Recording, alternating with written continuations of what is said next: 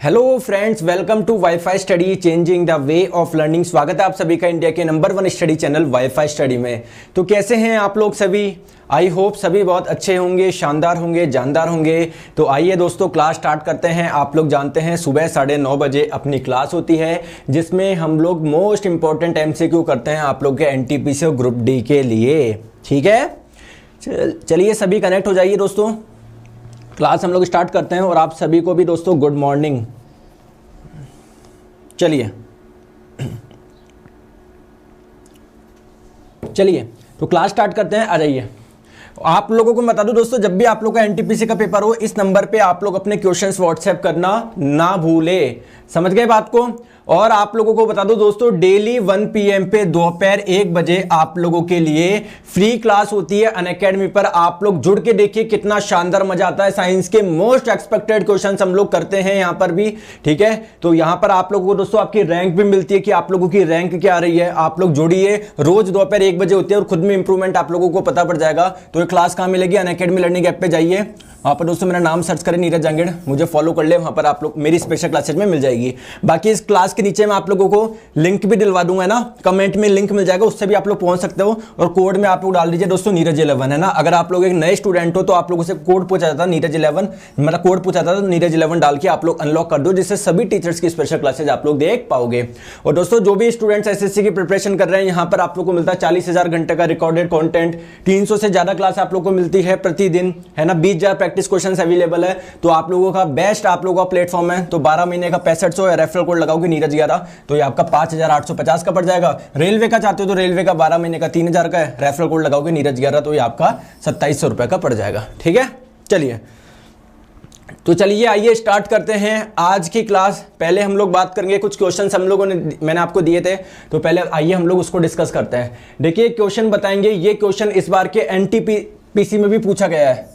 ये क्वेश्चन इस बार के एनटीपीसी में भी आया है, और आई थिंक ये ज्यादा दिन पुरानी बात नहीं है, शायद 5-6 दिन पहले जो शिफ्ट हुई थी उसी में आपका क्वेश्चन भी आया था। बताएंगे दोस्तों, क्वेश्चन आपके स्क्रीन पे।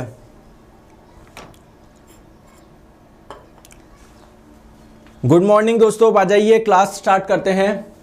तो देखिए क्वेश्चन में बोला गया है, परमाणु के लिए प्लम पुडिंग मॉडल किसके द्वारा प्रस्तावित किया गया। अब देखिए पहली तो बात ही आती है कि दोस्तों ये प्लम पुडिंग होता क्या है। आप लोग सभी जानते हो, खाते होंगे ना आप लोग पुडिंग केक, या आप लोगों ने दोस्तों देखो इस प्लम पुडिंग मॉडल को हम लोग वाटरमेलन मॉडल भी बोलते हैं। तो आप लोगों से एग्जाम में पूछा जा सकता है कि दोस्तों जो वाटरमेलन तो आप लोग सभी जानते हो जो तरबूज होता है, तो किसने दोस्तों वाटरमेलन मॉडल दिया, किसके लिए? एटम के लिए। अब देखिए आप लोग सभी जानते हो आज के समय कि एटम क्या होता है, परमाणु क्या होता है। आप लोग सभी जानते हो दोस्तों, बीच में आपका न्यूक्लियस होता है, नाभिक होता है, जिसमें प्रोटॉन और न्यूट्रॉन होते हैं, ये आप लोग जानते हो। और आप लोग ये भी जानते हो इलेक्ट्रॉन भारी कक्षाओं में चक्कर लगाते हैं। तो आज हम लोगों को पता है कि एटम ऐसा होता है, लेकिन जब स्टार्टिंग में किसी को भी नहीं पता था एटम कैसा होता है, तो हर साइंटिस्ट ने अपने अलग अलग मॉडल दिए कि भैया परमाणु ऐसा होता है, किसी ने बोला ऐसा होता है। तो दोस्तों थॉमसन ने क्या बताया? थॉमसन ने यह बताया कि जो परमाणु है, यानी जो एटम है, वो एक दोस्तों धनावेशित गोला है, यानी वो आप लोगों का एक पॉजिटिवली चार्ज स्फीयर है, और उसमें जो इलेक्ट्रॉन्स है ना वो बीच में फंसे हुए हैं। इलेक्ट्रॉन्स क्या है दोस्तों? बीच में फंसे हुए हैं। इलेक्ट्रॉन आप लोग देख पा रहे हो बीच में फंसे हुए हैं। तो इसकी तुलना हम लोग वाटरमेलन से भी करते हैं, क्योंकि आप लोगों को बता रहे वाटरमेलन कुछ ऐसा दिखता है। तो जो रेड रेड वाला पार्ट हो गया, ये तो उन्होंने बता दिया पॉजिटिव चार्ज, और इलेक्ट्रॉन उन्होंने बोला कि बीच बीच में घुसे हुए हैं। तो दोस्तों ये जो बीज है ना, ये हम लोग मान सकते हैं इलेक्ट्रॉन। सेम बात दोस्तों प्लम पुडिंग, जो आपका पुडिंग केक आता है ना, जो आपका पेस्ट्री टाइप का आता है, तो उस पूरे को आप लोग मान लो धनावेश, और उसमें बीच बीच में चेरी वगैरह लगी रहती है, उसको आप लोग मान लो इलेक्ट्रॉन।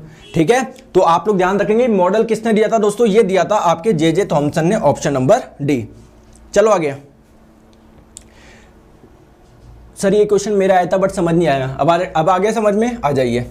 नेक्स्ट क्वेश्चन आपकी स्क्रीन पे दोस्तों, किसमें आयनिक बॉन्ड बनता है? आयनिक बंध किसमें बनता है? 4 आप लोगों को ऑप्शंस दिए हुए हैं, आंसर आप लोगों को बताना है। आयनिक बॉन्ड किसमें बनता है? तो पहले तो आप लोगों को समझना होगा कि दोस्तों ये जो आयनिक बॉन्ड होता है ये क्या होता है? जो इलेक्ट्रॉन्स की ट्रांसफर से जो बॉन्ड बनता है ना, अरे मेरे दोस्तों इलेक्ट्रॉन के ट्रांसफर से जो बॉन्ड बनता है उसको हम लोग बोलते हैं आयनिक बॉन्ड। और आप लोगों को यह भी पता होना चाहिए कि इलेक्ट्रॉन्स का ट्रांसफर क्यों होता है, क्योंकि हर कोई एटम चाहता है कि उसके बाह्यतम कक्षा में 8 इलेक्ट्रॉन हो। तो अगर 8 इलेक्ट्रॉन नहीं है, उसका अष्टक पूरा नहीं है, तो या तो वो इलेक्ट्रॉन को त्याग करेगा या इलेक्ट्रॉन को ग्रहण करेगा। तो अगर इस प्रकार से कोई बॉन्ड बन रहा है तो इसको हम लोग आयनिक बॉन्ड बोलेंगे और इसका आंसर हो जाएगा दोस्तों ऑप्शन नंबर ए। ठीक है, कैसे हो जाएगा आइए हम लोग इसको समझते हैं। पहले मुझे बताएं दोस्तों, ये जो K है, ये जो पोटेशियम क्लोराइड है ना, इसमें जो K है यानी पोटेशियम, इसका परमाणु क्रमांक कितना होता है? आप लोग बोलेंगे इसका परमाणु क्रमांक होता है 19। जरा मुझे इसका इलेक्ट्रॉनिक विन्यास लिख के बताएंगे, देखते हैं कितने दोस्त लिख पाते हैं। और एक होता है आप लोगों का क्लोरीन, जिसका परमाणु क्रमांक होता है 17। इसका भी इलेक्ट्रॉनिक विन्यास लिख के बताओ, जल्दी से कमेंट करेंगे। तो देखो, बात करें 19 है, यानी इसमें इलेक्ट्रॉन की संख्या 19 है। पहली कक्षा में 2 आ जाएंगे, दूसरी कक्षा में 8 आ जाएगा, तीसरी, देखो किसी भी कक्षा में इलेक्ट्रॉन की संख्या का, इलेक्ट्रॉन की अधिकतम संख्या का फॉर्मूला क्या है? 2n²। पहली कक्षा में 2 आ सकता है, n बराबर 2 रखोगे, 2 का स्क्वायर 4, 4 दूनी 8, दूसरी कक्षा में 8 आ सकता है। तीसरी कक्षा में अधिकतम कितने आ सकते हैं? तो 3 का स्क्वायर करोगे 9, 9 दूनी 18, अधिकतम 18 आ सकते हैं। तो 8 और 2 10 तो आ ही गए, अधिकतम 18 आ सकते हैं, लेकिन बचे ही 9। तो क्या मैं ऐसा लिख सकता हूं क्या? ऐसा लिख सकता हूं क्या? दोस्तों ध्यान रखेंगे, बहुत से दोस्त सोचते हैं कि ऐसा होना चाहिए, लेकिन आप लोग ध्यान रखें, बाह्यतम कक्षा की कैपेसिटी कितनी ही क्यों ना हो, अधिकतम इलेक्ट्रॉन उसमें 8 ही आ सकते हैं। तो 9 को तोड़ के हम लोग 8,1 लिखेंगे और इसका क्या हो जाएगा? 2,8,7। दोस्तों क्या इसका अष्टक पूरा है क्या? नहीं है। इसका अष्टक पूरा है कि इसके बाह्यतम कक्षा में 8 इलेक्ट्रॉन रखे? नहीं। लेकिन दोनों का अष्टक पूरा हो सकता है दोस्तों। अगर एक इलेक्ट्रॉन ही त्याग दे तो एक इलेक्ट्रॉन इधर आ जाएगा, तो इसके भी 7 से 8 हो जाएंगे और इसके भी दोस्तों 2,8,8 हो जाएगा, इसके भी बाह्यतम कक्षा में 8 इलेक्ट्रॉन हो जाएंगे। तो जो इलेक्ट्रॉन के ट्रांसफर से जो बॉन्ड बनता है वो कौन सा बनता है दोस्तों? पोटेशियम। ये आप आयनिक बॉन्ड उसको हम लोग बोलते हैं। तो किसमें आयनिक बॉन्ड है? इसमें।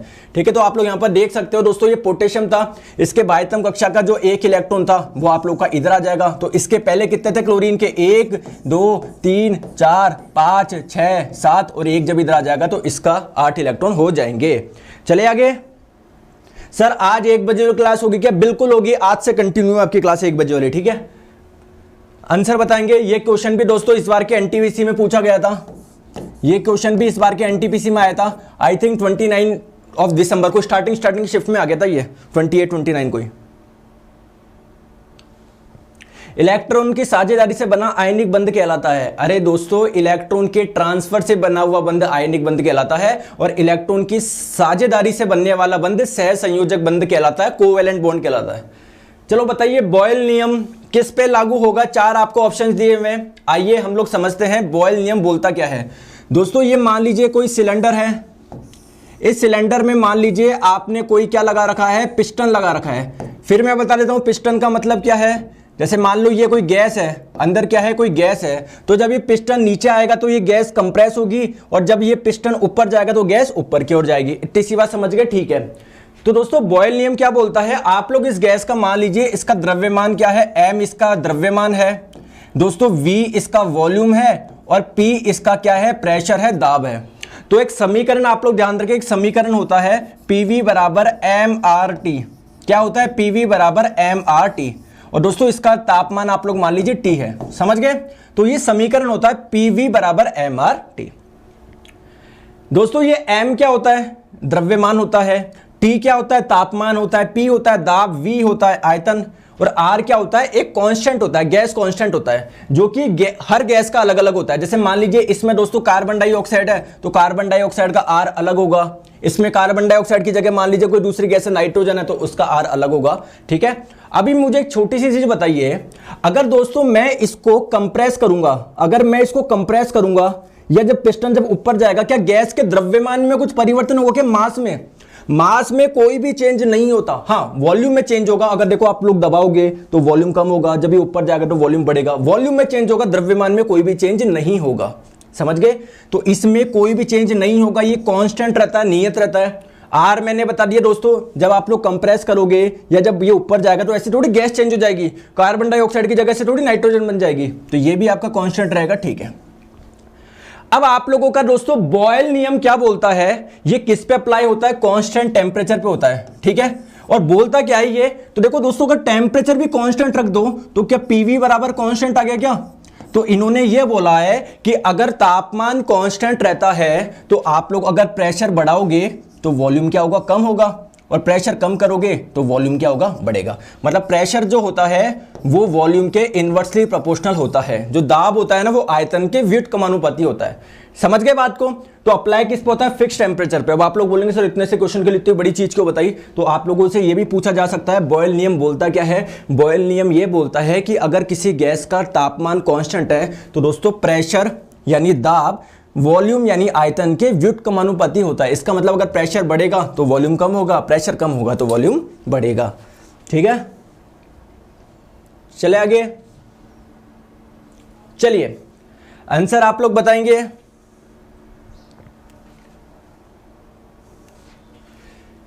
ऐसे दो वाष्पशील द्रव जिनके क्वथनांक में अंतर होता है दोस्तों, जिनके बॉइलिंग पॉइंट में डिफरेंस है, जैसे मान लो एक तो 50 पे उबल जाता है, एक 100 पे उबल रहा है ना, तो आपने ऐसे मिक्सचर को कैसे पृथक करोगे।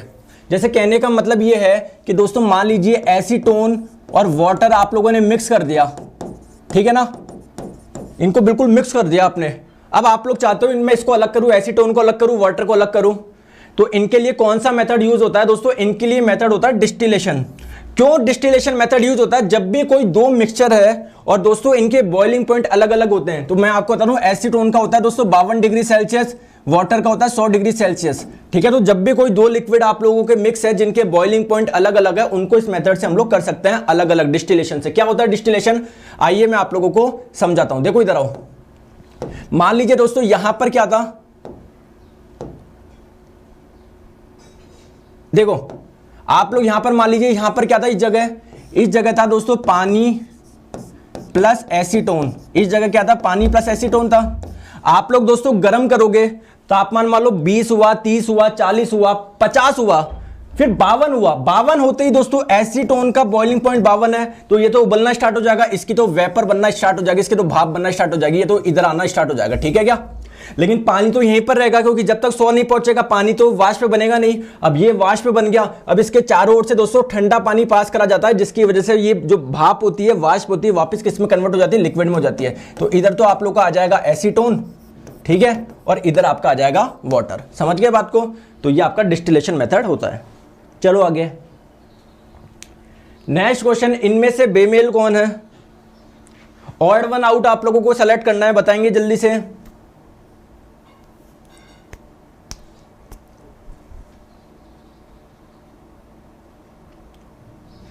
बताएंगे आंसर, इनमें से बेमेल कौन सा है दोस्तों, स्टील हो गया, आयरन हो गया, कॉपर हो गया, एल्यूमिनियम हो गया। Find odd one out. देखो आइए देखते हैं। देखो आयरन क्या है आप लोगों का, एक प्योर एलिमेंट है।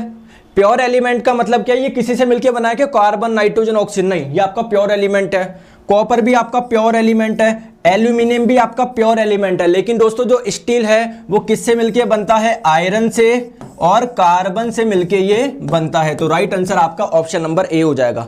चलो आगे नेक्स्ट क्वेश्चन पे। स्टील को कठोरता प्रदान करने के लिए बढ़ाई जाती है। तो देखिए अभी अभी हम लोगों ने देखा है दोस्तों, जो स्टील होता है ये किससे मिलकर बनता है, आयरन से और कार्बन से। अगर आप लोगों से पूछे कार्बन का परसेंटेज कितना होता है दोस्तों, लेस देन 2%, लेस देन और इक्वल टू 2%, इतना ही रहता है कार्बन। ठीक है, तो आप लोगों को कोई कोई स्टील होता है जिसमें कार्बन का परसेंटेज 0.2% होता है, किसी में 0.25 होता है, किसी में 0. है ना, आप मान लीजिए 0.15 होता है। अच्छा 0.25 तो दोस्तों ज़्यादा चला गया, हाँ नहीं सही है ना, 0.25 है ना। मान लीजिए किसी में आप लोग ये मान लीजिए 0.17 होता है, किसी में 0.19 होता है। तो कार्बन का परसेंटेज जिसमें ज़्यादा होगा ना दोस्तों, उससे स्टील की हार्डनेस बढ़ती है, कठोरता बढ़ती है। ध्यान रखेंगे क्या बढ़ती है, कठोरता बढ़ती है। तो अगर आप लोग कार्बन का मात्रा बढ़ाओगे तो इससे कठोरता बढ़ती है।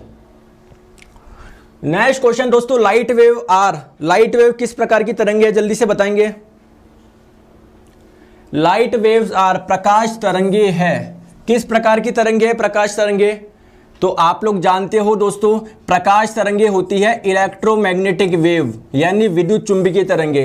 इसका मतलब क्या है दोस्तों, इनको आगे चलने के लिए किसी माध्यम की जरूरत नहीं है। अगर कहीं पर निर्वात होगा ना, निर्वात का मतलब क्या है, एयर भी नहीं होना, कुछ भी नहीं होना, तो ये वहां से भी पास कर लेती है। तो ये एक प्रकार की क्या होती है दोस्तों, इलेक्ट्रोमैग्नेटिक वेव होती है। Option number C. Next question आप लोग के स्क्रीन पे, सर कार्बन जंग से बचाने के लिए क्रोमियम मिलाया जाता है। हाँ, जो आपका स्टील होता है ना दोस्तों, स्टील ये आपका होता है आयरन प्लस कार्बन से मिलकर बनता है। लेकिन अगर मान लीजिए आप लोगों को स्टील में कुछ और प्रॉपर्टी चाहिए, जैसे फॉर एग्जांपल आप लोग उसको जंग प्रतिरोधी बनाना चाहते हो, तो दोस्तों इसमें क्या मिलाया जाता है, क्रोमियम भी मिलाया जाता है। चलो इसका आंसर बताएंगे। फलों के रस के परिरक्षण के लिए आप लोगों को पता है दोस्तों, फ्रूट जूस को काफी टाइम तक रखा जाता है बिना उसको खराब हुए, तो किसका इस्तेमाल करा जाता है उसमें, सोडियम बेंजोएट। ठीक है, option number B. Next question आप लोगों की स्क्रीन पे, आंसर आप लोग बताएंगे जल्दी से, आंसर बताइए जल्दी जल्दी बताते चलिए दोस्तों, वन लाइनर क्वेश्चन है ज्यादा। जब कैल्शियम ऑक्साइड पानी के साथ अभिक्रिया करता है तो डैश का निर्माण, दोस्तों ये तो आप लोग मोस्ट इंपॉर्टेंट लगा लो, ये तो भैया एनटीपीसी में कम से कम 10 बार आ चुका है ये क्वेश्चन, इस बार के एनटीपीसी में, इस बार के। तो देखो पूरी मैं आप लोगों को साइकिल बता देता हूं जिससे आप लोग बार बार परेशान ना हो। ठीक है, इधर आओ, देखो ध्यान रखो, आपके पास में होता है कैल्शियम ऑक्साइड। इस कैल्शियम ऑक्साइड को हम लोग क्या बोलते हैं, इसको हम लोग बोलते हैं भुजा हुआ चूना, सॉरी बिना भुजा हुआ चूना। इसको हम लोग क्या बोलते हैं, बिना भुजा हुआ चूना। समझ गए क्या, बिना भुजा हुआ चूना इसको हम लोग बोलते हैं। दोस्तों जब आप लोग इसमें पानी डालोगे तो किसका निर्माण होता है, तो निर्माण होता है कैल्शियम हाइड्रोक्साइड का, और इसको हम लोग क्या बोलते हैं, इसको हम लोग बोलते हैं भुजा हुआ चूना। इसको हम लोग क्या बोलते हैं, भुजा हुआ चूना। और दोस्तों इसको इंग्लिश में हम लोग बोलते हैं स्लैग्ड लाइम। और आप लोगों से दोस्तों इस बार एनटीपीसी में क्वेश्चन पूछा गया, सब हिल गए, उन्होंने बोला कि चूने के पानी का फॉर्मूला बताओ। अब समझ में नहीं आया चूने के पानी का मतलब क्या था, तो दोस्तों इसी को ही चूने का पानी बोला जाता है। अब इसमें दोस्तों जब आप लोग कार्बन डाइऑक्साइड गैस मिक्स करोगे तो क्या बन जाता है, कैल्शियम कार्बोनेट बन जाता है। और इसी के बनने की वजह से पानी जो होता है ना, ये जो चूने का पानी, इसका रंग क्या हो जाता है, दूधिया हो जाता है, मिल्की हो जाता है, दूधिया हो जाता है। तो आप लोगों से पूछे कि किस कंपाउंड के बनने की वजह से चूने के पानी का रंग दूधिया हो जाता है, तो आंसर बोलेंगे कैल्शियम कार्बोनेट। और अगर आप लोग बोले कौन सी गैस की वजह से होता है, तो वो कार्बन डाइऑक्साइड की वजह से होता है। ठीक है, तो जब कैल्शियम ऑक्साइड, ये रहा भैया कैल्शियम ऑक्साइड, पानी के साथ में अभिक्रिया करता है तो डैश का निर्माण उत्पाद के रूप में होता है। किसका होता है दोस्तों, किसका हो गया इसमें, तो ये कास्टिक चूना। तो दोस्तों इसको, हाँ ये आप लोगों का option number B correct answer हो जाएगा। ठीक है, इसको हम लोग कास्टिक चूना भी बोलते हैं। ठीक है, ऑप्शन नंबर बी आप लोगों का करेक्ट आंसर हो जाएगा। बाकी अब मैं आपको बता दूं, और नाम मैंने बता दिया, स्लैग्ड लाइम हो गया, भुजा हुआ चूना हो गया, चूने का पानी, ये सारे हम लोग इसके लिए वर्ड यूज करते हैं। ठीक है, चलो आ जाओ। नेक्स्ट क्वेश्चन आप लोगों की स्क्रीन पे, अधातु तत्व डैश कमरे के ताप पर तरल अवस्था में रहता है। मतलब आप लोगों को ऐसा अधातु बताना है जो रूम टेम्परेचर पर लिक्विड स्टेट में रहता है, वो इकलौता ऐसा धातु है। बाकी जितने भी आपके अधातु है, जितने भी नॉन मेटल है, या तो सॉलिड में रहते हैं या गैसेज में रहते हैं। लिक्विड में रहने वाला इकलौता ऐसा नॉन मेटल है, उसका नाम आपको बताना है, वो आपका हो जाएगा दोस्तों ब्रोमीन। और इकलौता ऐसा धातु जो आपका लिक्विड स्टेट में रहता है, वो आप लोगों का हो जाएगा मरकरी पारा, है ना। तो दोनों इंपॉर्टेंट है, ध्यान रखेंगे। ये पारा क्या हो जाएगा दोस्तों, ये तो मरकरी धातु हो जाएगा ना। चलो आगे, नेक्स्ट क्वेश्चन आपकी स्क्रीन पे,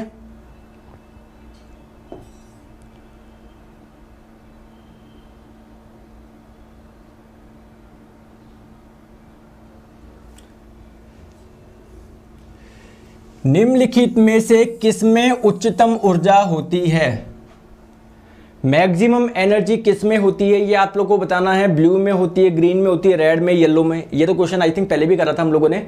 चलो मैं बता देता हूं, देखो इधर आओ दोस्तों। आपके पास में अलग अलग वेवलेंथ, अलग अलग तरंग दैर्ध्य के आधार पर दोस्तों जो तरंगे होती है अलग अलग प्रकार की होती है। Radio waves, microwave, infrared rays, visible, ultraviolet, x ray, gamma.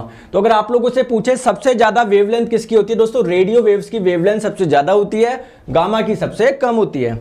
आप लोगों से पूछे इन इंफ्रारेड रेस का यूज कहां पर होता है, तो दोस्तों रिमोट में, टीवी का रिमोट हो गया, एसी का रिमोट हो गया, रिमोट में कौन सी वेव्स यूज होती है, इंफ्रारेड। अब दोस्तों ध्यान में रखो, ये विजिबल आपका violet, indigo, blue, green, yellow, orange, red. तो देखो आप लोग जब यहां रेड की तरफ आओगे ना, रेड की तरफ आओगे तो वेवलेंथ क्या है, लॉन्ग है, यानी इसमें सब इन सातों कलर में से सबसे ज्यादा तरंग दैर्ध्य किसकी होती है, रेड की। दोस्तों जिसकी ज्यादा तरंग दैर्ध्य होती है उसकी जो एनर्जी होती है वो क्या होती है दोस्तों, कम होती है। या फिर आप लोग बोल सकते हो दोस्तों हाई एनर्जी किसकी होती है सबसे ज्यादा, वॉयलेट की होती है। किसकी, वॉयलेट की। अब देखो वॉयलेट तो आपको ऑप्शन में दिया हुआ नहीं है, वॉयलेट से पीछे आओ, इंडिगो, इंडिगो भी नहीं है, इंडिगो से थोड़ा पीछे आओ, ब्लू राइट आंसर हो जाएगा ऑप्शन नंबर ए। चले आगे, चलो नेक्स्ट क्वेश्चन आपकी स्क्रीन पे बताएंगे।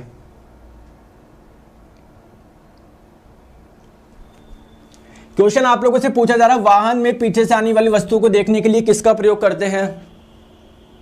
तो पीछे से जो आती है वस्तु उनको देखने के लिए हम लोग यूज करते हैं कॉन्वेक्स मिरर का, उत्तल दर्पण का। और दोस्तों कॉनकेव का यूज कहां पर होता है? हेलो दोस्तों, सुबह शाम ट्राई करो। एच से गाड़ी की हेडलाइट, डी से डेंटिस्ट, एस से शेविंग मिरर, एस से सोलर कुकर, टी से टॉर्च। तो ये तो आपके कॉनकेव के हो जाएंगे। और दोस्तों पीछे का व्यू देखने के लिए आपका कॉन्वेक्स मिरर का यूज होता है। बताओगे आंसर? चलिए क्वेश्चन आपकी स्क्रीन पे बताएंगे आंसर। और सेशन को लाइक करते हुए चले दोस्तों, कंजूसी ना करें। आप लोगों को एक तरफ तो दोस्तों कुछ क्वांटिटी आपको दी हुई है, फिजिकल क्वांटिटी, भौतिक राशियां, साथ में उनके आप लोगों को मात्रक दिए हुए हैं। क्या दोस्तों भौतिक राशियों के सामने क्या उनके सही मात्रक लिखे हुए हैं? चेक करें। देखो वर्क को जूल में नापते हो क्या? बिल्कुल सही बात है। फोर्स को दोस्तों न्यूटन होगा ना, ये न्यूटन होगा ना, ये न्यूटन होगा। क्या फोर्स को आप लोग न्यूटन में नापते हो? ये भी बिल्कुल सही है। क्या मास को आप लोग किलोग्राम में मापते हो? ये भी बिल्कुल सही है। क्या प्रेशर को डाइन में मापा जाता है क्या? नहीं दोस्तों, ये गलत हो जाएगा। प्रेशर को मापा जाता है पास्कल में। किसमें मापा जाता है? पास्कल में। फिर ये जो डाइन है ये किसका मात्रक है? दोस्तों जो डाइन होता है वो किसका मात्रक होता है? फोर्स का। आप लोग बोलेंगे फोर्स का तो न्यूटन होता है, तो फोर्स का दोस्तों ऐसा ही मात्रक तो होता है न्यूटन। और सीजीएस मात्रक, सीजीएस पद्धति। अब आप बोलेंगे सर ये ऐसा ही सीजीएस क्या है? आओ मैं बताता हूं दोस्तों। सीजीएस का मतलब होता है अगर आप लोग ये पद्धति यूज कर रहे हो, जैसे देखते हैं कितने जनों को पता है, आप लोग मुझे आंसर बताएंगे क्या ना। मैंने बोला, ध्यान समझना, मैंने बोला कि इस रूम की लंबाई 500 है। ध्यान से समझना, मैंने आप लोगों को बोला कि इस रूम की लंबाई 500 है और मैंने आप लोगों को यह बोल दिया कि मैंने सीजीएस पद्धति यूज करी है। तो जरा मुझे बताएंगे ये 500 क्या है? ये 500 मीटर है, 500 सेंटीमीटर है, 500 फुट है, 500 क्या है? ये बताओ, बताएंगे जल्दी से। मैंने बोला ये 500 है। तो दोस्तों सीजीएस पद्धति में सी का मतलब होता है लंबाई को मापा जाता है सेंटीमीटर में, जी का मतलब होता है द्रव्यमान को मापा जाता है ग्राम में, और एस का मतलब होता है टाइम को मापा जाता है सेकंड में। तो 500 मैंने बोल दिया, इसका मतलब ऑब्वियसली बात है मैंने क्या यूज करा होगा? सेंटीमीटर करा होगा। जैसे दूसरा क्वेश्चन मैंने बोला कि एक व्यक्ति का जो मास है, जो उसका द्रव्यमान है, जो उसका वजन बोलो देसी भाषा में, ठीक है, उसका वजन मान लो 100 है, ठीक है। और मैंने बोला कि दोस्तों मैंने एफपीएस पद्धति यूज करी है, तो जरा बताएंगे उसका द्रव्यमान 100 क्या है? 100 ग्राम है, 100 किलोग्राम है, क्या है 100? बताएंगे आप लोग। 100 क्विंटल है, टन है, क्या है?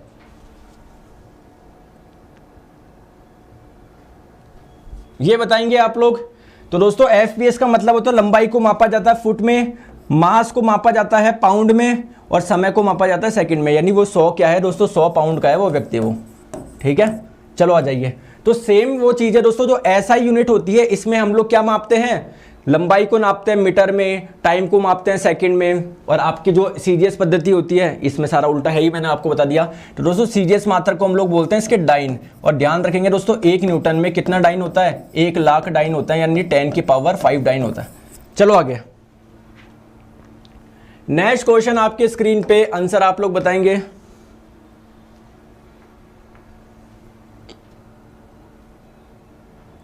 जल्दी से बताएंगे दोस्तों आंसर आप लोग सभी। क्वेश्चन में पूछा जा रहा है निम्नलिखित में से कौन सा एक कथन सही नहीं है? मतलब आप लोगों को इनकरेक्ट बताना है। तापमान के बढ़ने पर वायु में ध्वनि का वेग बढ़ता है, ठीक है। देखते हैं दूसरा, वायु में ध्वनि वेग दाब पर निर्भर नहीं करता है। आर्द्रता के बढ़ने पर वायु में ध्वनि वेग कम हो जाता है। आयाम तथा आवृत्ति के परिवर्तन से वायु में ध्वनि वेग प्रभावित नहीं होता। बताओ भैया।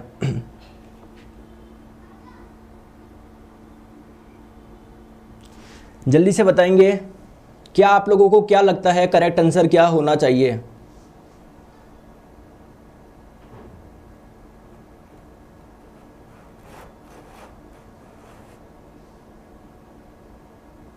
कुछ दोस्त बोल रहे हैं सी होगा, कुछ बी, ए सी बी, मतलब चारों प्रकार की वैरायटी देखने को मिल रहे हैं। ये होती है दोस्तों आप लोगों की यूनिटी, है ना। एक भी ग्रुप कोई आगे बढ़ रहा होता है ना, कोई ए बोले तो फिर बीच में सी वाले घुस जाते हैं, फिर बी वाले आ जाते हैं, फिर डी वाले आ जाते हैं।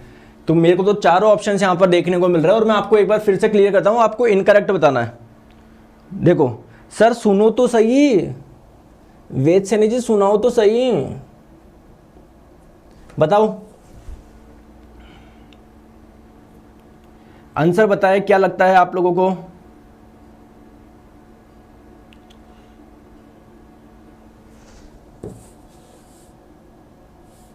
चलिए आइए मैं आप लोगों को बताता हूं एक एक करके। देखो ध्यान रखोगे, साउंड की स्पीड क्या होती है दोस्तों, मीडियम पे डिपेंड करती है। जैसे मान लीजिए एयर में से अगर पास कर रही है ना, वायु में से, तो दोस्तों ये एयर पे डिपेंड करेगी कि एयर का प्रेशर क्या है, टेम्परेचर क्या है, उसकी डेंसिटी क्या है, वो ज्यादा ह्यूमिड है क्या, आर्द्रता है क्या, ज्यादा नमी वाली है क्या। तो आ जाइए दोस्तों, ध्यान रखेंगे अगर मीडियम का टेम्परेचर बढ़ता है तो साउंड की स्पीड क्या होती है, बढ़ती है। तो ये सही है कि तापमान के बढ़ने पर वायु में ध्वनि का वेग बढ़ता है, बिल्कुल सही है। The sound velocity in air does not depend on pressure, pressure का कोई इफेक्ट नहीं होता, कि बिल्कुल सही बात है। प्रेशर कम हो ज्यादा हो, प्रेशर का साउंड पे कोई इफेक्ट नहीं होता, ये भी सही है। एज द ह्यूमिडिटी इंक्रीजेज, यानी दोस्तों आर्द्रता अगर बढ़ती है, the sound velocity in the air decreases. अब इसको आओ मैं समझाता हूं, इधर आओ दोस्तों। मुझे एक चीज बताओगे आप लोग ध्यान से, जैसे मान लीजिए ये कोई दो सॉलिड है, एक आयरन मान लो, एक कोई दूसरा मान लो, ठीक है। ये पहला सॉलिड है, ये कोई दूसरा सॉलिड है, समझ गए बात को। इसकी डेंसिटी क्या है दोस्तों, ज्यादा है, इसकी डेंसिटी कम है। इसकी डेंसिटी क्या है दोस्तों, कम है।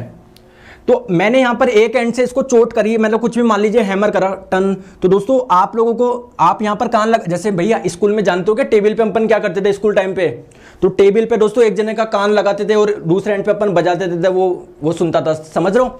तो सेम वो चीज है दोस्तों, आप लगा लो अपना कान यहां पर, मैं कुछ भी बजाता हूं तो आप लोग मुझे बताएंगे साउंड जल्दी इस एंड से इस एंड पे कौन से वाले में पहुंचेगा। ये मैंने बोल दिया ये ए है, ये बी है, बताओ यहां से यहां पर साउंड जल्दी किस में पहुंचेगा, ए वाले में पहुंचेगा, बी वाले में। मैंने बता दिया दोस्तों, ये ए वाला जो सॉलिड है, ये जो ठोस है, इसका घनत्व ज्यादा है, इसका घनत्व कम है। तो आइए दोस्तों समझते हैं ऐसा कैसे होता है। देखो इधर आओ दोस्तों, ये जो आप लोगों का सॉलिड है, इसके क्या होता है, एटम्स होते हैं ना, एटम। तो बेसिकली जब आप लोग मारते हो, इसको चोट पहुंचा रहे हो, तो क्या करता है, वाइब्रेट करता है, जुन जुन जुन जुन जुन, फिर पास वाले को टक्कर मारेगा, जुन जुन जुन, फिर पास वाले को, फिर पास वाले को, फिर पास वाले को, फिर पास वाले को। तो ऐसे साउंड क्या करता है दोस्तों, आगे चलता है, ऐसे साउंड की स्पीड होती है। लेकिन दोस्तों अगर इसकी डेंसिटी ज्यादा है, घनत्व ज्यादा है, इसका मतलब ये एटम क्या हुआ, भारी हुआ, हल्का हुआ। एटम भारी हुआ तो आराम से हिल पाएगा कि नहीं, इसे आराम से नहीं हिल पाएगा, धीरे धीरे हिलेगा। और दोस्तों जिसकी डेंसिटी कम है, ये तो हल्का, ये तो बड़ी आराम से हिलेगा, ठीक है। तो बढ़िया झुन झुन झुन झुन झुन झुन, तो ये आप लोग की जो स्पीड होगी इसमें ज्यादा होगी।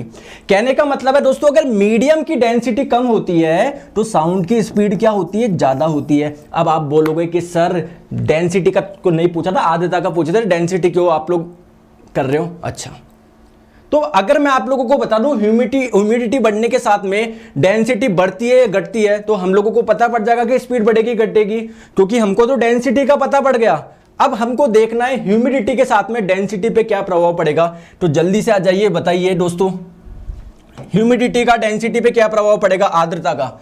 कितने जने बोल रहे हैं कि जो ह्यूमिडिटी होगी, आर्द्रता बढ़ने पर जो घनत्व होता है माध्यम का वो बढ़ता है, या दोस्तों जो घनत्व होता है डेंसिटी वो कम होगा। कितने जने बोल रहे हैं, जल्दी से बताएंगे, बढ़ेगा या कम होगा। और दोस्तों आर्द्रता का मतलब क्या है, ह्यूमिडिटी मतलब दोस्तों वाटर का अमाउंट ज्यादा होना, वाटर वेपर का, वाष्प का, एयर में दोस्तों वाटर वेपर का अमाउंट ज्यादा होना। बताओ, आप तो बड़े हैवी टीचर हो चलो आ जाओ, जल्दी से बताओगे दोस्तों क्या प्रभाव पड़ेगा, प्रभाव क्या पड़ेगा। तो इधर आओ दोस्तों, ये अपने पास में एयर है, एयर में मैक्सिमम क्या होता है, एयर में मैक्सिमम कौन सी गैस होती है, नाइट्रोजन होती है, फिर आपकी ऑक्सीजन होती है। तो इन दो गैस को ले लेता हूं क्योंकि मेजर यही गैस है, ठीक है दोस्तों। नाइट्रोजन का जो भार होता है वो होता है 28 ग्राम, नाइट्रोजन का 14 28, और इसका होता है दोस्तों 32। अगर दोस्तों इनमें वाटर वेपर का ज्यादा अमाउंट होगा, H2O, ह्यूमिडिटी ज्यादा होने का मतलब क्या है, H2O का अमाउंट ज्यादा होना। तो H2 होगा तो दोस्तों बाहर 18 ही होता है, यानी जब 18 वाली चीज ज्यादा होगी तो 28 और 32 वाली चीज कम होगी। ठीक है, तो दोस्तों 18 वाली चीज ज्यादा होने का मतलब क्या, घनत्व कम होना। 28 32 भारी वाली चीजों को तो आपने हटा दिया और हल्की वाली चीजों को अंदर लिया है। तो ध्यान रखेंगे दोस्तों, अगर आर्द्रता बढ़ती है तो घनत्व क्या होता है, कम होता है, और घनत्व कम होने से दोस्तों स्पीड क्या होती है, बढ़ती है। चाल क्या होती है, वायु की ध्वनि की चाल बढ़ती है। ठीक है, तो बताएंगे जल्दी से। तो as the humidity increases the sound velocity in the air decreases. नहीं भैया, ह्यूमिडिटी इंक्रीज करने से डेंसिटी कम होती है और डेंसिटी कम करने से आपकी जो साउंड की स्पीड होती है दोस्तों क्या होती है, बढ़ती है। ठीक है, तो ये आप लोगों का गलत स्टेटमेंट हो जाएगा। ये भी देख लें, change in amplitude and frequency do not affect the sound velocity. दोस्तों किसी भी तरंग की स्पीड क्या होती है, फ्रीक्वेंसी इंटू लैम्डा, यानी आवृत्ति इंटू तरंग दैर्ध्य है। अगर फ्रीक्वेंसी को चेंज करोगे तो स्पीड तो चेंज होगी होगी। ठीक है, क्लियर है क्या? कौन सा कथन, change in amplitude and frequency. अच्छा आई एम सॉरी, एम्पलीट्यूड और फ्रीक्वेंसी में अगर चेंज हो रहा है तो दोस्तों कोई भी परिवर्तन नहीं होगा। बिल्कुल सही बात है, क्योंकि देखिए फ्रीक्वेंसी कब चेंज होती है आप लोगों की, मैं अगर आप लोगों से पूछूं फ्रीक्वेंसी, तो फ्रीक्वेंसी चेंज होती ही नहीं है आप लोगों की। जब एक मीडियम से दूसरे मीडियम पे भी जाते हैं तब भी फ्रीक्वेंसी चेंज नहीं होती। तो राइट आंसर आपका ऑप्शन नंबर सी हो जाएगा, गलत स्टेटमेंट है। ठीक है, ठीक है, चलो आ जाओ। नेक्स्ट क्वेश्चन आपके स्क्रीन पे बताएंगे, पानी और कांच का अपवर्तनांक आप लोगों को दिया हुआ है और कांच के सापेक्ष पानी का अपवर्तनांक आप लोगों को बताना है।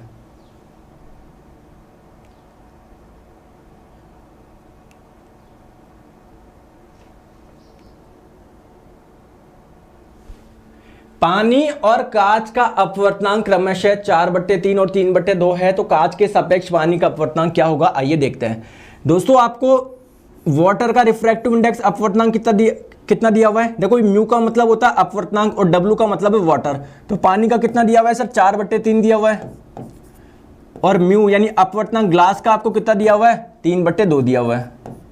आप लोगों को बताना है दोस्तों कांच के सापेक्ष पानी का अपवर्तनांक। तो देखो इसको लिखेंगे कैसे, इसको लिखने का तरीका क्या होता है, इसको लिखने का तरीका होता है कांच के सापेक्ष है ना, तो ग्लास के रेस्पेक्ट में किसका चाहिए, पानी का चाहिए। तो जिसका चाहिए वो ऊपर लिखो, जिसके रेस्पेक्ट में चाहिए वो नीचे लिखो। और इसको हम लोग कैसे लिखते हैं, जो ऊपर वाला है उसको ऊपर लिख दो म्यू डब्ल्यू, और जो नीचे वाला है उसको नीचे लिख दो म्यू जी।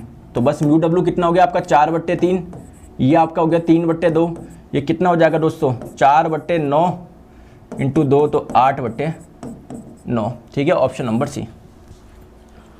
ठीक है दोस्तों, चले आगे आ जाओ। नेक्स्ट क्वेश्चन आप लोगों की स्क्रीन पे बताएंगे आप लोग,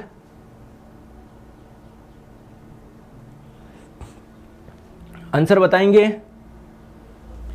लंबी कूद के दौरान एक एथलीट कूदने से पहले दौड़ता है। आपको पता है ना दोस्तों, जंप होती है पहले, जैसे मान लीजिए फॉर एग्जांपल इसको यहां से कूदना है, वो कितना मिट्टी तक कूदता है वो है ना, लेकिन पहले वो भग के आता ना, फिर यहां से जंप लेता है फिर कूदता है। ऐसा क्यों भाई, एकदम से क्यों नहीं कूदता, क्योंकि दोस्तों जब वो भग के आता है तो उसका कुछ ना कुछ मास है, समझ में आ गया, और उसकी कुछ ना कुछ वेलोसिटी होगी जब वो भग के आ रहा है, यानी उसके पास में क्या होगा दोस्तों, संवेग होगा। तो एक्चुअली में वो अपना मोमेंटम इंक्रीज करने के लिए, क्योंकि वो जब यहां तक आएगा तब तक उसका मोमेंटम बढ़ जाएगा, कुछ मोमेंटम होगा, और दोस्तों वो ज्यादा दूर तक वो कूद पाएगा। तो मोमेंटम अचीव करने के लिए, ठीक है, ऐसा करना क्या करता है, उसका संवेग बढ़ाता है। और अब आप लोग बोलोगे सर मोमेंटम बढ़ने से क्या होगा, दोस्तों मोमेंटम का मतलब ही ये होता है, आप लोगों ने जब क्रिकेट में सुना होगा ना, जब आप लोग की कोई टीम अच्छा खेल रही होती है तो आपने सुना होगा कमेंटेटर से कि अब इसने मोमेंटम अचीव कर लिया है। मोमेंटम अचीव करने का मतलब क्या है दोस्तों, अब उसको रोकना मुश्किल है। तो सिमिलरली दोस्तों अगर इसको रोकना क्यों मुश्किल है, इसके पास में मास भी है, इसका वेलोसिटी भी है, रोकना मुश्किल है, तो दोस्तों ये ज्यादा दूर तक जाएगा। समझ गए, चलो आ जाओ। नेक्स्ट क्वेश्चन आपके स्क्रीन पे, आंसर बताएंगे आप लोग।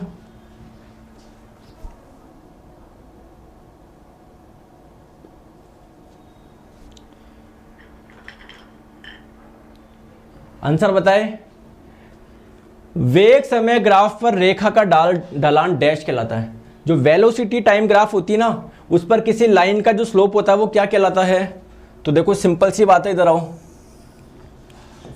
ये दोस्तों एक एक्सिस पे मैंने वेलोसिटी लिया, वेग लिया, और एक एक्सिस पे मैंने क्या ले लिया, टाइम ले लिया, समय ले लिया। ठीक है, तो मान लीजिए कुछ ग्राफ ऐसा है, इसका मतलब क्या है, इसका मतलब ये नहीं है कोई व्यक्ति पहले इधर जा रहा है, फिर इधर जा रहा है, फिर इधर जा रहा है। इसका मतलब ये है कि दोस्तों स्टार्टिंग में टाइम के बढ़ने के साथ में वेलोसिटी बढ़ रही थी, फिर दोस्तों टाइम बढ़ता गया, वेलोसिटी वो कांस्टेंट वेलोसिटी से चल रहा था, उसकी वेलोसिटी चेंज नहीं हुई, फिर बाद में दोस्तों वेलोसिटी कम हो रही है।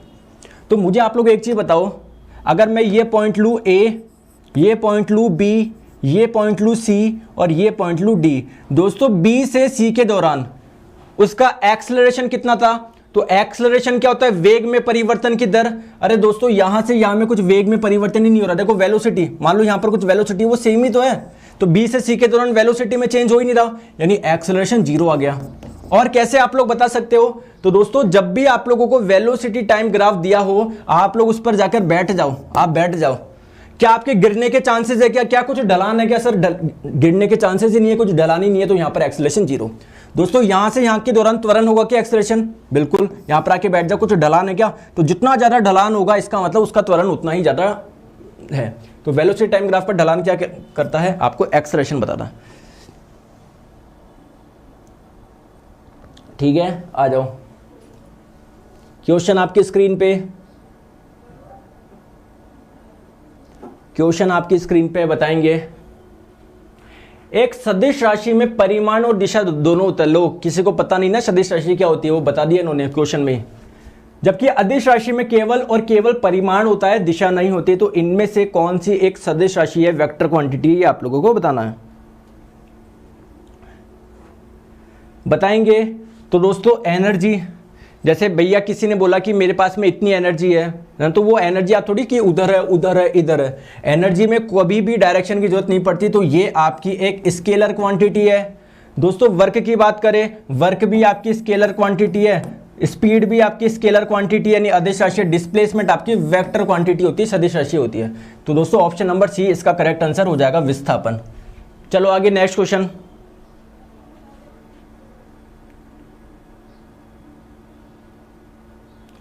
क्वेश्चन है निम्न में से किसमें नॉट का उपयोग किया जाता है? नॉट, अब ये नॉट वो वाला नहीं है सर, टाई बांधने में किया जाता है।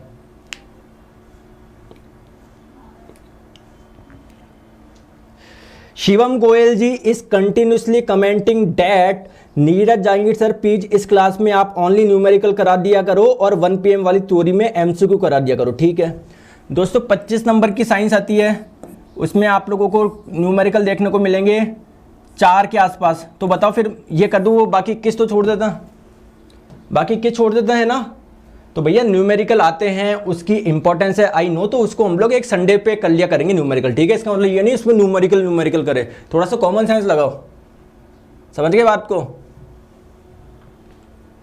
ऐसा नहीं है कि दोस्तों आप मान लीजिए आपके एग्जाम में करंट अफेयर्स में मान लीजिए कुछ 2018 का आ गया, तो ये थोड़ी सब हिस्ट्री पॉलिटी ज्योग्राफी सब छोड़कर बाद 2018 में आप लोग कूद जाओगे। नहीं, 2018 के 2 क्वेश्चन करंट अफेयर्स के तो सारे करेंगे हम लोग, आप बिल्कुल भी टेंशन ना लीजिए। अभी तो मैं इन्वायरमेंट भी कराऊंगा आप लोगों को, पर्यावरण भी कराऊंगा। पर्यावरण की तो मैं चाहता हूँ थोड़ी क्लास करवाऊँ मैं ना, उसकी कोशिश कर रहा हूँ मैं थोड़ी क्लास कंडक्ट कराने की।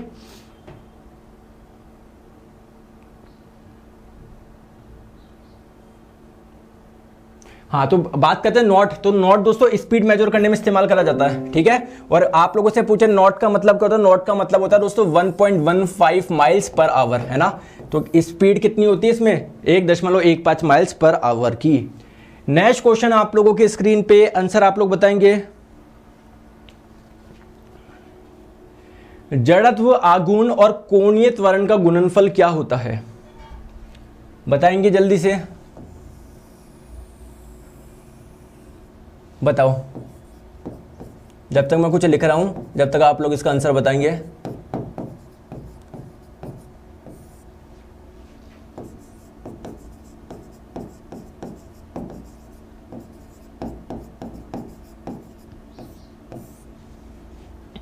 देखो इधर आओ दोस्तों, मान लीजिए कोई व्यक्ति यहां से यहां पर चला, तो क्या एक लाइन में चल रहा है क्या, एक रेखा में चल रहा है क्या? ठीक है। और मान लीजिए दोस्तों कोई सर्किल है, कोई व्यक्ति दोस्तों यहां से यहां पर चला, तो क्या इसने कुछ एंगल बनाया क्या? क्या इसने कुछ एंगल बनाया क्या? बिल्कुल बनाया।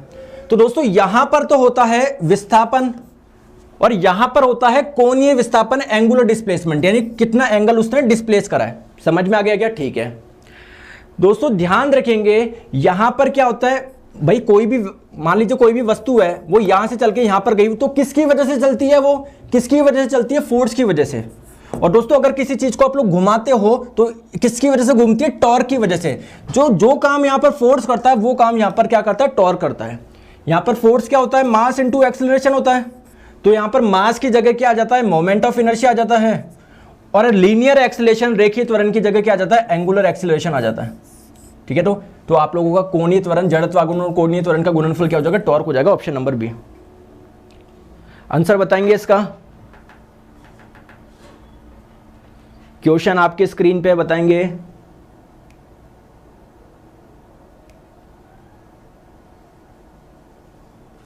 है ना दोस्तों? तो आपको देखो इन्वायरमेंट के भी मैं भी अलग से ग्रुप डी से पहले इन्वायरमेंट का भी कुछ करवाऊंगा, क्योंकि इन्वायरमेंट में सिर्फ दोस्तों आपको दो एक क्वेश्चन देखने को मिलते हैं ना। और इन्वायरमेंट अच्छे से पढ़ेंगे हम लोग, टेंशन ना लीजिए आप लोग, मेरे पे छोड़ दो टेंशन, आप लोग बस पढ़ाई पे ध्यान लगाओ। सर ये कराओ, न्यूमेरिकल कराओ, ये वो सब मेरी टेंशन है, मुझे पता है कब क्या कैसे करवाना है। चलो, पावर का एसआई मात्रक वॉट किसके समतुल्य है? मतलब पावर का जो एसआई यूनिट होती है क्या होती है? वॉट ही तो होती है। तो किसके इक्विवेलेंट है ये आप लोगों को बताना है, किसके इक्विवेलेंट है? आइए हम लोग समझते हैं। तो भैया इतनी सी बात जानता हूं, पावर क्या होता है आप लोगों का? रेट ऑफ वर्क डन, यही होता है ना, कार्य करने की दर। तो ऊपर तो आएगा दोस्तों वर्क और नीचे आएगा टाइम में, तो इतनी सी बात जानता हूं दोस्तों। वर्क क्या होता है आप लोगों का? वर्क का मात्रक क्या होता है? जूल होता है। समय का होता है सेकंड। लेकिन इन्होंने तो यार सेकंड में तो फिर भी पूछ लिया, लेकिन यार इस जूल को आप लोगों को कहीं ना कहीं किलोग्राम और मीटर में बदलना पड़ेगा, वरना बात नहीं बनेगी। ठीक है दोस्तों, जूल क्या होता है? न्यूटन इंटू मीटर होता है। ठीक है, लेकिन फिर भी चलो मीटर में तो ले आए, आप इस न्यूटन को भी किलोग्राम और मीटर में चेंज करो। तो दोस्तों न्यूटन क्या होता है? फोर्स क्या होता है आप लोगों का? Mass into acceleration. द्रव्यमान गुना त्वरण। द्रव्यमान को किस में नापते हो? किलोग्राम में नापते हो। एक्सेलरेशन को मीटर पर सेकंड स्क्वायर में नापते हो। और इसी को ही तो आप लोग न्यूटन बोलते हो। यानी न्यूटन का मतलब क्या है? ये है मतलब, तो किलोग्राम इंटू मीटर पर सेकंड स्क्वायर। और ये आपका 1 मीटर आ ही जाएगा और ये सेकंड आ ही जाएगा। तो क्या हो जाएगा? किलोग्राम इंटू मीटर स्क्वायर और सेकंड स्क्वायर और सेकंड क्यूब। ठीक है, तो ये क्या बन जाएगा आप लोगों का? किलोग्राम मीटर स्क्वायर और सेकंड की पावर 3 ऊपर जाके सेकंड की पावर -3। ठीक है, तो कौन सा हो जाएगा दोस्तों? ये आप लोगों का ऑप्शन नंबर सी हो जाएगा। क्लियर है क्या दोस्तों? ए नहीं होगा, देखो यहां पर सेकंड की पावर 3 आ रहा है, ए नहीं होगा, सी होगा। ठीक है, बहुत से दोस्त बोल रहे हैं ए होगा, देखो फिर से समझ लो, जो न्यूटन है वो क्या होगा? किलोग्राम इंटू मीटर पर सेकंड स्क्वायर होगा। 1 मीटर देखो यहां पर भी था ना, और नीचे देखो 1 सेकंड था ही, तो सेकंड स्क्वायर ये नीचे आके सेकंड क्यूब बन जाएगा और सेकंड क्यूब ऊपर आके सेकंड की पावर -3 बन जाएगा। तो डी आएगा। ठीक है, सॉरी सी आएगा, ए नहीं आएगा, सी आएगा। चलो दोस्तों, आप लोगों को कुछ होमवर्क, चलो ये एक क्वेश्चन कर लेते हैं। ऊंचाई पर खाना देरी से क्यों बनता है? क्योंकि आप लोग जानते हो ऊंचाई पर जाने पर दोस्तों प्रेशर कम होता है। प्रेशर कम होने से वाटर का बॉइलिंग पॉइंट, क्वथनांक कम हो जाता है। क्वथनांक कम होने से क्या हो जाएगा? 100 वाला पानी 80 पे उबलना स्टार्ट हो जाएगा। 80 पे उबल जाएगा तो 80 बनते तो भाप बन के उठ जाएगा। गर्म पानी आप लोग रख ही नहीं पाओगे, ज़्यादा से ज़्यादा 80 तक का रख पाओगे, इससे ज़्यादा का गर्म पानी आप लोग रख ही नहीं सकते हो, तो भाप बन के उठ जाएगी। ठीक है, तो क्या हो जाएगा दोस्तों? वहाँ पर एटमॉस्फेरिक प्रेशर डिक्रीजेज है ना, डी आएगा। सॉरी, आंसर क्या आएगा दोस्तों? डी आएगा।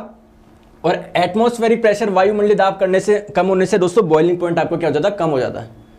चलो इसका भी आंसर बताएंगे। तांबे की गेंद को गर्म करने पर ना दोस्तों, एक गर्म आएगा, गर्म करने पर क्या प्रभाव पड़ेगा इसके घनत्व पे? तो देखिए ये तांबे की गेंद है, इसका कोई ना कोई दोस्तों द्रव्यमान है, मास है, इसका कोई आयतन है, आयतन मान लो v। डेंसिटी क्या होता है दोस्तों? घनत्व, मास अपॉन वॉल्यूम होता है, द्रव्यमान बट्टे आयतन होता है। अगर आप लोग गर्म करोगे तो दोस्तों कोई भी गर्म करने पर एक्सपेंड होता है, इसका आयतन बढ़ता है, वॉल्यूम बढ़ेगा, द्रव्यमान उतना का उतना ही रहेगा, वॉल्यूम बढ़ेगा, डेंसिटी क्या होगी दोस्तों? कम होगी, डिक्रीजेज। Option number B. ठीक है, नेक्स्ट क्वेश्चन आप लोगों की स्क्रीन पे, ये भी आप लोग बताएंगे। रेल की पटरियों के नीचे दोस्तों चौड़ी लकड़ी के पट्टे लगाए जाते हैं ना, देखो कौन से वाले इनकी बात कर रहा हूं मैं, आपने देखे होंगे ना, आपने जरूर देखे होंगे। तो इसका कारण क्या है? To act as shock absorber fish plate. नहीं, फिश प्लेट का तो काम दोस्तों, क्या फिश प्लेट तो कल मैंने बताई थी ना, जैसे मान लो ये 2 ट्रैक है। अरे फिश प्लेट का काम क्या होता है जानते हो क्या, कल मैंने बताया था ना। फिश प्लेट तो होती है दोस्तों, मान लीजिए कोई 2 ट्रैक है, एक ट्रैक ये रहा, एक ट्रैक ये रहा, तो इन दोनों को जोड़ने के लिए जो प्लेट यूज होती है वो होती है फिश प्लेट। तो ये फिश प्लेट का काम नहीं करती दोस्तों ये। To keep the track parallel, क्या 2 ट्रैक को पैरेलल रखने में। To reduce the pressure generated by the car. ठीक है, कार नहीं होगा यहाँ पर, गाड़ी कौन सी, यहाँ पर ट्रेन है दोस्तों, ट्रेन। ठीक है, चलो तो देखो इधर आओ। जैसे मान लीजिए दोस्तों कोई भी चीज है, ऊपर ट्रेन है, ट्रेन का कोई ना कोई तो दोस्तों मास हो गई और उसका नीचे की ओर वेट लग रहा होगा क्या।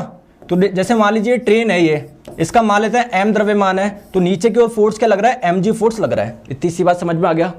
तो दोस्तों ये mg क्या है, एक फोर्स है। प्रेशर क्या होता है आप लोगों का, फोर्स अपॉन एरिया। तो भैया ये फोर्स लग रहा है, ये क्या लग रहा है, फोर्स लग रहा है। तो अगर आप लोग चौड़ी लकड़ी के पट्टे लगाओगे, इसका मतलब कहीं ना कहीं आप लोग एरिया बढ़ा रहे हो। अगर दोस्तों ये नहीं होता तो पूरा का पूरा कहां पर आता है, इस पे और इस वाली 2 पटरी पे आता, लेकिन ये लगाते ही दोस्तों आपने एरिया बढ़ा दिया। तो एरिया बढ़ने से दोस्तों प्रेशर जो जनरेट होगा वो क्या होगा, कम होगा। To reduce the pressure, pressure को कम करने के लिए, ऑप्शन नंबर डी। ठीक है, चलो इसका भी आंसर बता दो, लगे हाथ, लगे हाथ, इसका भी आंसर आप लोग बता दीजिए। पीडीएफ कहां मिलेगा दोस्तों, पीडीएफ आप लोग एक बार मेरे टेलीग्राम ग्रुप से जुड़ जाइए, Neeraj sir wifi study group करके हैं, 36-37 हज़ार बच्चे जुड़े हुए हैं, उस ग्रुप में जुड़ जाइए। और एक चैनल है जिसमें 15,000 subscriber, Neeraj sir wifi study bracket में चैनल, तो उसमें भी डाल देता हूं मैं। बाकी आपको इस क्लास के बाद में कमेंट सेक्शन में भी आपको पिन मिल जाता है। ठीक है, चलो तो दोस्तों देखो आप लोगों को बताना है ए और बी के बीच में प्रतिरोध कितना है। तो बहुत जनों को लग रहा होगा कि दोस्तों ये दोनों पैरेलल में, ये दोनों किस में, पैरेलल में, बहुत जनों को लग रहा होगा। लेकिन दोस्तों पैरेलल में नहीं है। देखो ए से बी पे चलोगे, ए से बी पे चलोगे तो ये, इसको सीधा करके देख लो ना, देखो सीधा करके देखोगे, ये रहा आप लोगों का पॉइंट है, सीधा करके देखोगे तो ये r/4, फिर ये r/4, फिर ये आप लोगों का b। ठीक है, तो ये आपका r/4 हो गया, ये आपका r/4 हो गया। तो a और b के बीच में देखोगे दोनों किस मारे, सीरीज में आ रहे हैं। और जब भी सीरीज में आते हैं तो दोनों रेजिस्टेंस को आप लोग क्या कर दिया करो, जोड़ दिया करो। r/4 प्लस r/4 r/2 आ जाएगा, ऑप्शन नंबर बी। ठीक है, तो आप लोग दोस्तों इसको पैरेलल में ना समझे, ये सीरीज में है। और सीरीज में जब भी कोई 2 रेजिस्टेंस होते हैं तो इक्विवेलेंट रेजिस्टेंस क्या होता है आपका, R1 प्लस R2। ठीक है, तो दोस्तों ये कुछ क्वेश्चन थे, मैं आप लोगों को कुछ होमवर्क दे देता हूं, बाकी हम लोग कल डिस्कस करेंगे। तो ये है आप लोगों का होमवर्क नंबर 1, ये है होमवर्क नंबर 2, ये है होमवर्क नंबर 3, ये है होमवर्क नंबर 4 और ये है आपका होमवर्क नंबर 5। ठीक है, तो आप लोग कमेंट जरूर करिएगा। इसके बाद की जो चर्चा होगी वो हम लोग कल सुबह 9:30 बजे कंटिन्यू करेंगे। इसके अलावा मैं बता दूं दोस्तों, दोपहर 1 बजे वाली क्लास आप लोग बिल्कुल भी मिस ना करें, है ना। दोपहर 1 बजे वाली क्लास बिल्कुल भी मिस ना करें। और आपका जब भी पेपर हो इस नंबर पे आप लोग अपने पेपर व्हाट्सएप करना ना भूले, अपने क्वेश्चंस। ठीक है, चलो आ जाओ। और मैं आप लोगों को बता दूं दोस्तों, डेली 1 PM पर क्लास होती है आप लोगों के साइंस के 1000 मोस्ट एक्सपेक्टेड क्वेश्चन चल रहे हैं। लेकिन अब सीरीज काफी लंबी हो गई है, भले इतने मजे आते हैं, आप लोग जुड़ के देखो। यहां पर आप लोगों की रैंक भी मिलेगी कि आप लोगों की रैंक क्या आ रही है, समझ रहे हो बात को। तो ध्यान रखेंगे दोस्तों, इसके लिए आप लोग मेरी प्रोफाइल को फॉलो कर लीजिए, यहाँ पर स्पेशल क्लासेज में आप लोगों को मिल जाएगी। बाकी क्लास के नीचे कमेंट के नीचे मैं लिंक भी डलवा दूंगा, सीधे भी आप लोग जुड़ सकते हो। और दोस्तों अगर आप लोग नए यूजर हो तो आप लोगों से कोड पूछा जाता है, तो कोड में आप लोग डाल दीजिए नीरज11 और कर दे आप लोग अनलॉक। ठीक है, और दोस्तों आप लोग प्लस सब्सक्रिप्शन ले सकते हैं, यहाँ पर आप लोग को सारे कोर्स मिलते हैं एक सब्सक्रिप्शन लेने पर। एसएससी का लोगे तो एसएससी के सारे कोर्स मिल जाएंगे। किसी दूसरी कैटेगरी का लोगे, मान लो वेस्ट बंगाल पीएससी का लेना है, किसी का भी लेना है, तो आप लोगों को सारे कोर्स वहां पर मिल जाएंगे। तो एसएससी एग्जाम्स का दोस्तों क्या करें, गेट सब्सक्रिप्शन करें। एसएससी का 12 महीने का दोस्तों 6500 का है।